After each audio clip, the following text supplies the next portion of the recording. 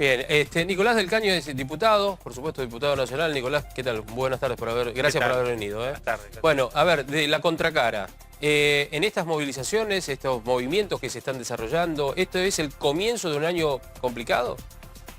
Mirá, me parece que viene complicado desde hace rato, y eso está dado por esta política económica que ha llevado adelante el gobierno de Mauricio Macri, y lo reconoce la propia ministra Stanley, lo reconocen los propios datos que da el INDEC, es decir, los datos oficiales marcan un crecimiento del desempleo, marcan una inflación brutal, una caída del salario promedio del 13% el año pasado, lo cual significa que en los sectores que menos están ganando hoy, que son más del 50% de los trabajadores, tenés una pulverización del salario directamente. La caída del consumo, producto de esto, está haciendo ver que la industria, ayer vimos los datos de la industria, ¿no? Con una capacidad instalada ociosa enorme, es decir, solamente está funcionando el 56%.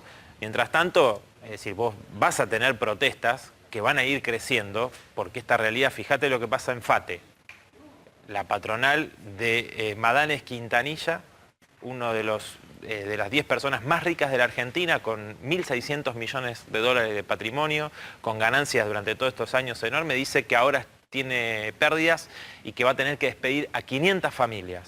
Y del Caño, a ver, ¿ustedes piden reuniones con el gobierno para analizar esta situación, para pedir el tema de los planes sociales, o directamente no se juntan con el gobierno? No, mira, nosotros no estamos participando, digamos, en estas reuniones que hacen distintas organizaciones con el gobierno. Tenemos otro planteo. Sí, por supuesto, exigimos, ¿no? En muchos casos, el Ministerio de Trabajo ha intervenido a favor de las patronales, y desde ya exigimos que intervenga en favor de los trabajadores, por supuesto.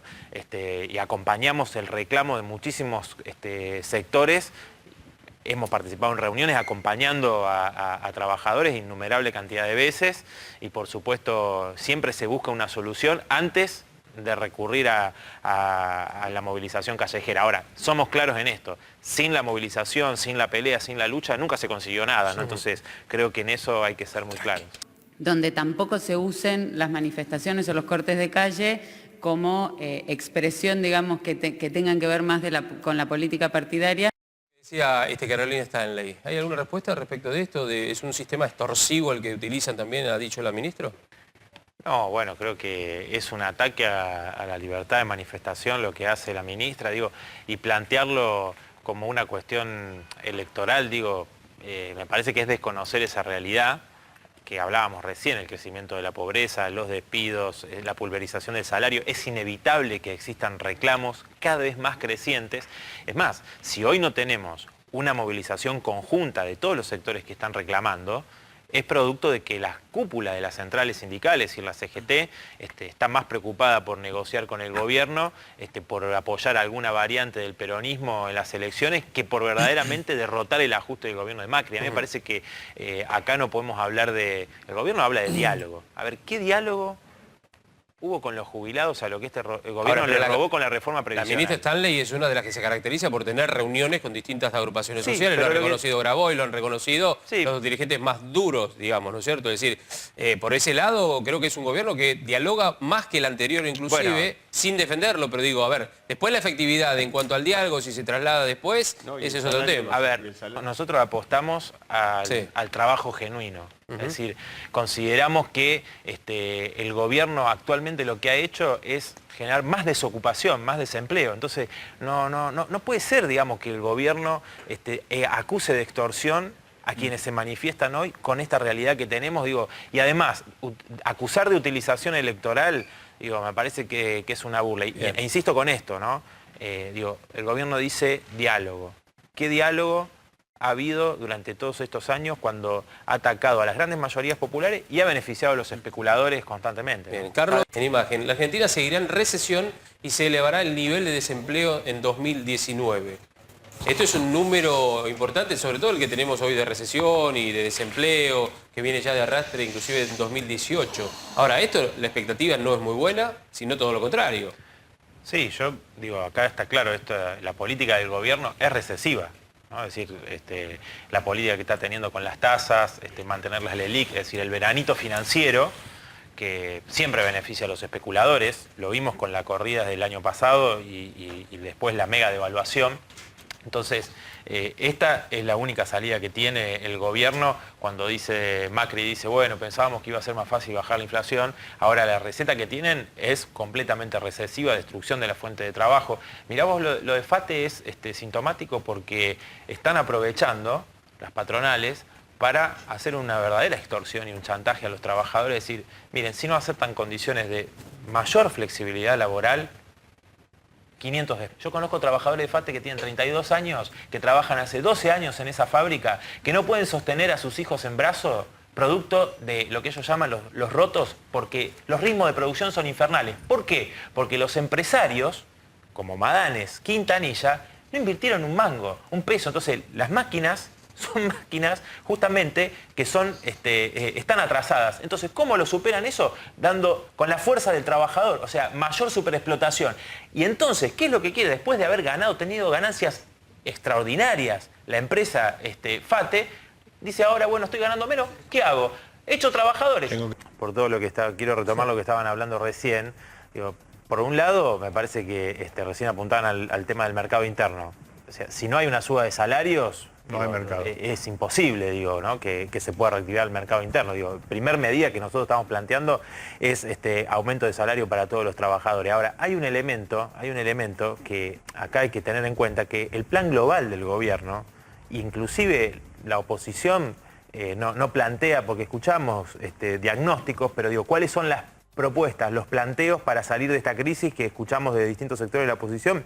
Bueno, no hay concretamente propuestas y planteos. Nosotros sí estamos diciendo, frente a este endeudamiento brutal que estamos teniendo, sí, para nosotros lo primero es romper el pacto de coloniaje con el Fondo Monetario Internacional, no pagar una deuda ilegal, ilegítima y fraudulenta, porque entre el 2021 y el 2023 se van a tener que pagar más o menos los 60.000 millones de dólares que presta el Fondo Monetario. Una gran parte ya se fugaron. Entonces, para terminar con la fuga de capitales, que es otro de los lugares por donde se van los recursos del país, una banca estatal única que pueda dar créditos baratos, por ejemplo, a los pequeños comerciantes que están arruinados. Entonces, digo, hay que tomar medidas de conjunto afectando los intereses de los que verdaderamente están y han estado de fiesta con todos los gobiernos. Por eso el Frente de Izquierda encara este año también el desafío de las elecciones. Ya estamos llevándolo adelante en Neuquén, en Río Negro, con un planteo muy claro, que es la lucha por un gobierno de los trabajadores, y bueno, vamos a dar también la disputa en el terreno electoral. Gracias, Nicolás.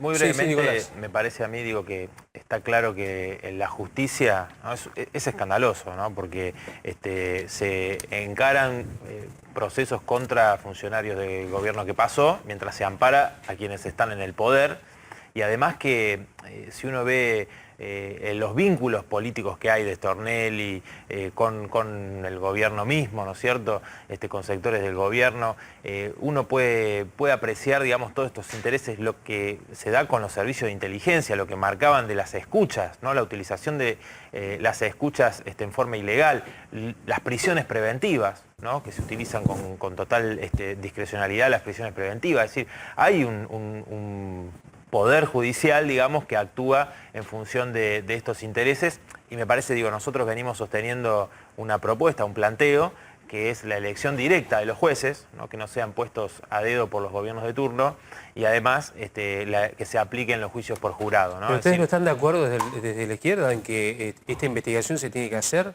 ¿Que los que tienen que estar presos deben estarlo, más allá de las cuestiones que uno puede hablar? De las formas y demás, que la forma tiene que ser la única que es bajo la ley imperante, ¿no es cierto? No hay otra. Bueno, nosotros justamente, a ver, el problema es no generar una expectativa falsa de que con esta justicia que tenemos se vaya a llegar a la verdad. Pero el tema de los cuadernos para ustedes es una expectativa falsa. A ver, el tema de los cuadernos, digo, generan muchísimas dudas a la causa. Ahora, ni los propios funcionarios del gobierno anterior desmienten que hubo corrupción. Lo único que dicen es que había un sistema previo alrededor de la obra pública, pero no dicen que no hubo un entramado con los funcionarios del gobierno anterior, como lo hubo en los anteriores. Digo, como en este gobierno, bueno, la familia Macri, digo, se benefició bajo el gobierno anterior, también con la obra pública, digo. Entonces, no seamos ingenuos, se beneficiaron con las empresas de energía. Es decir, no hay que ser ingenuo en esto. Entonces, lo que nosotros decimos es que con esta justicia, muy difícilmente, ¿no?, se puede hacer imparcial. Hay una clara parcialidad y eso lo vemos todos los días. Le pregunto simplemente al diputado, ¿extraordinarias habrá o no habrá? Finalmente, ¿están convocadas? No, hay un acuerdo ya para no convocar a sesiones extraordinarias entre Pichetto y el gobierno de Cambiemos, ¿no? Arranca el 1 de marzo. Hay temas de sobra de urgencia para tratar que obviamente no lo han tratado durante todos estos años, no lo van a tratar ahora perfecto. tampoco. Entonces se confirma, y lo confirma el diputado también, que a partir del 1 de marzo arrancarán entonces directamente con las ordinarias. Bueno, a todos, de César, por supuesto, del Caño, Mauricio, gracias, Javier. muchísimas gracias por estar. Gracias.